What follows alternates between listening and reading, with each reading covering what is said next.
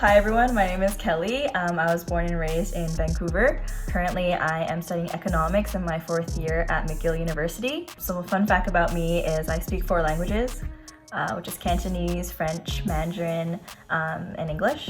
So I went into French immersion first, so that's why I'm fluent in French, and that's also why I chose to go to Montreal, which has French. I also play the guzheng, so that is fun.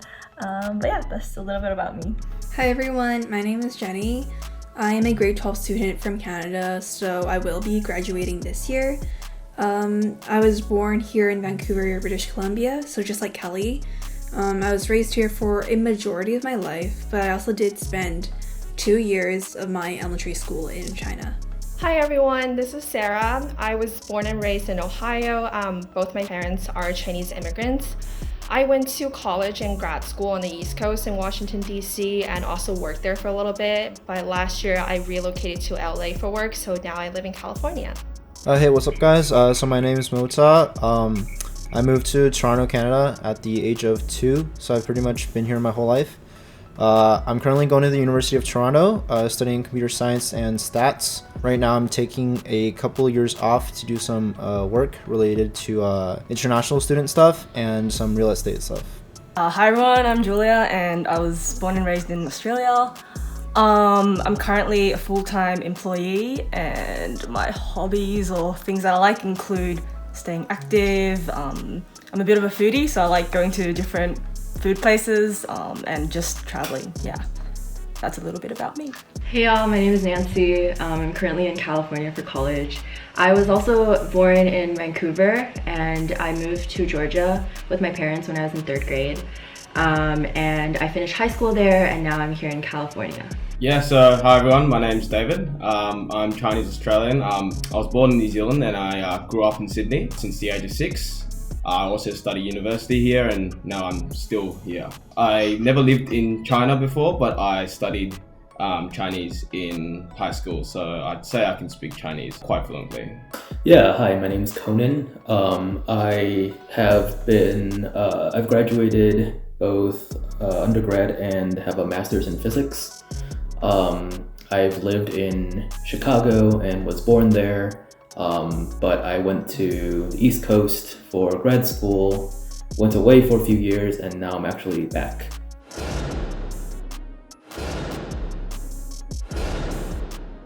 We just finished the first round, and now I'm gonna count from 1, 2, 3, and you guys gonna vote. 1, 2, 3, vote. Sarah and Mota both got 3 votes, so we're gonna start another round for them. They're gonna talk about their favorite celebrity. So let's start with Sarah. So I guess I'll talk about someone I really liked when I was a child. So I was super into like Disney Channel and High School Musical. So I was obsessed with Vanessa Hudgens. I can still sing like all the High School Musical songs, which I'm really embarrassed to admit because it's been like over 10 years. But yeah, I can sing a part of like High School Musical if that proves who I am, but Vanessa Hudgens. Okay, so I think for celebrity, I think Robert Downey Jr. I really enjoyed his Iron Man movies. I think he's a very charismatic dude. His acting skills are really good, and I think he portrays the character, and he's kind of created like an entire culture around the Marvel universe and like the superhero scene. Mota and Sarah just finished their part about their favorite celebrity, alright? So the rest of you guys are gonna vote one more time. Only number 3 or number 4. Alright? I'm gonna count from 1 to 3. 1, 2, 3, vote. Wait, it's another 3 to 3?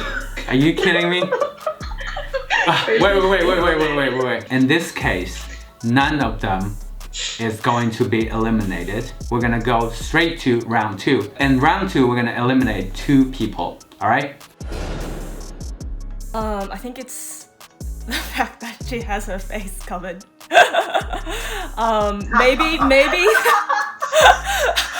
Maybe like to hide her identity, maybe like the makeup could be slightly I would just say it's just like listening to Sarah speak. there's a little bit of a twang of something else other than an American accent. And I based my decision purely on that and not by her mask. He used a lot of big words like, oh, to preface, but then it's like trying too hard, you know? No offense, Mona. Like the way he dresses is really like Chinese with like Dior.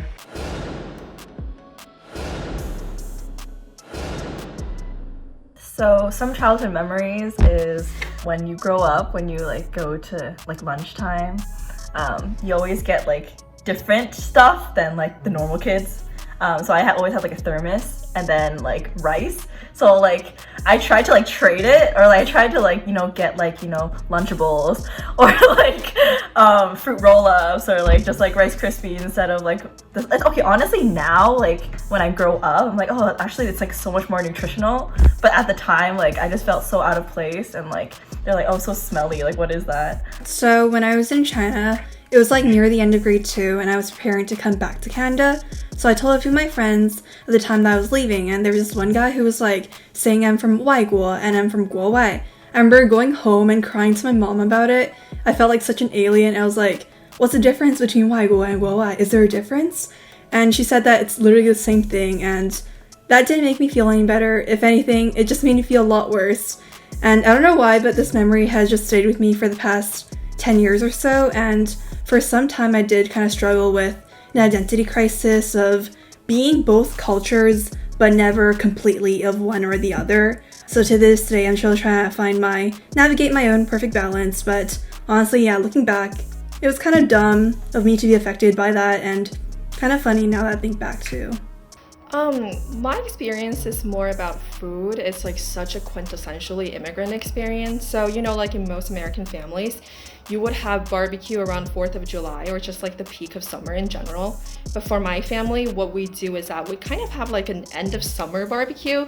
So it's sometime in September, like right before it gets way too cold in Ohio to be outside. So my mom used to be a chef, so she has her own like secret recipe, and it's like a Chinese fusion sauce that tastes really good. I've still never had like barbecue sauce like as good as my mom's. And she would cook them in batches and freeze a lot of the meat. So for 2 weeks after that, I get to bring like barbecue meat fried rice to school for lunch. So it's so sentimental to think about it because I haven't been home for a while because of work. So it's also something that I really miss. Back in middle school, all of us after school on Fridays, we would go to the local Cineplex and watch like the newest movie. So we go to the mall in advance, right? And then we have a couple hours before the movie. And then back then, some of us got into doing magic tricks. So like sleight of hand, like close-up magic. We saw this like one trick online that was like, it was kind of like a prank, right? So pretty much what you did was you grabbed like a few cards and you told the audience to like, of course, pick a card, right? And they would pick a card and then you would tell them to take off their shoe. And then after they took off their shoe, you would say like, there's nothing there, right? And then you're like, yeah, like I made it disappear. Right? So that was kind of the joke. We went up to like a cop, like a mall cop. My friend did the trick, and then 4 of us just like bolted in the other direction, and then we just like ran out the mall. So that was like super fun back in middle school. I don't know if you guys done this before, but like on Saturdays when I was younger, I'd go to Chinese school every week, and then spend a whole day there learning Chinese, hanging out with friends. I think a lot of ABCs or CBCs hated it, but for me it was quite a fun experience because you got to hang around with your friends and just have fun, I guess. So in my intro, I said that like I moved to Atlanta or Georgia when I was in 3rd grade. So I experienced a little bit of a culture shock.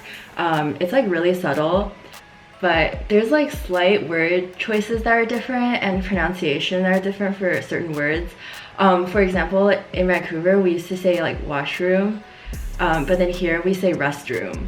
And then also like in Vancouver, I would say like plastic bag, but then here like you say plastic bag. Like it's, I don't know, my friends laugh at me a lot because of that. And also like the elementary school I went to in Vancouver, it was kindergarten to 7th grade, but then here all the schools are like kindergarten to 5th grade. And then when I just moved here, that was like a big shock. Yeah, like one of the things I recall very vividly was we used to go and buy packets of potato chips. And in those potato chips were these round things called tazos. Now, there were all sorts of Tazos, Simpsons Tazos, Pokemon, Dragon Ball Z, Yu-Gi-Oh, and rugby, NRL rugby Tazos. My school friends and I would play this game in the playground, where each person takes turns hitting a Tazo on the ground with their own Tazo from their hand. A couple of the other things we did in primary school was play Yu-Gi-Oh cards every recess and lunch. Like my classmates and I would trade cards and verse each other all the time. And eventually more than half the people in my grade were playing it, and my primary school ended up making a decision to ban Yu-Gi-Oh cards. Yeah, can you imagine like a school banning a children's card game? That's what they did. Yeah, so I kind of have two experiences. For the 4th of July, Illinois, where I grew up, you can't actually buy fireworks, but you can in Indiana, which is right across the border. And it is totally legal in Illinois to set off fireworks. So my family would drive across the border to buy fireworks, to bring them back. But I think the most Asian thing about it was that we used incense to light the fireworks instead of like lighters. And I didn't realize that this was a uniquely Asian thing. I just thought everyone, including like all my white friends, used incense to light fireworks for the longest time. The other experience that I had was I actually really hated Chinese school. I would kind of just go there and just be like, you know what? I am going to sit here like it's detention. And I'm going to refuse to learn just because my mother is forcing me. Until around like high school, where I actually really decided to want to learn Chinese. I spoke Cantonese growing up, and then I decided to actually learn Mandarin. I remember that was a huge cultural shift for me. Made me want to learn about my roots and stuff.